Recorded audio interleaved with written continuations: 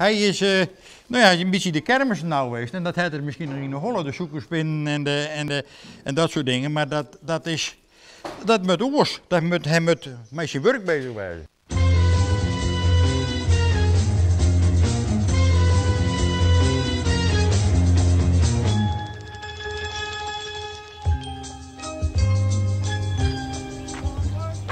Oerterp Arun Wieke. Er wordt traint. Het traint.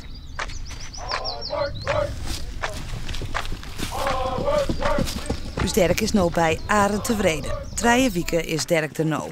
Het wie wel even wennen. Nou, dan pakken we hem even. Dan zouden we eens even zien wat er mooi hoort. Kom maar. Nou, ik heb hem dus een paar keer gewerkt. Hij valt met alles mee. Hij is in beste conditie. Hij is heel goed afleveren tussen jou. Daar is niks op aan te merken. Maar ik bezocht het samen met hem als een puber.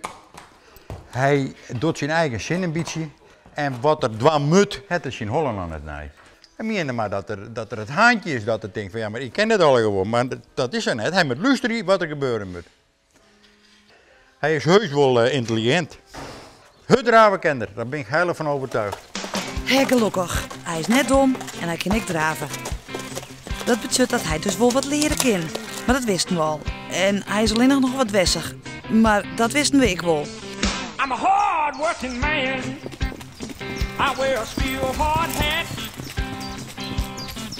I can ride rope, a hammer and paint. Do things with my hands that most men can't. I can't get ahead no matter how hard I try. I'm getting...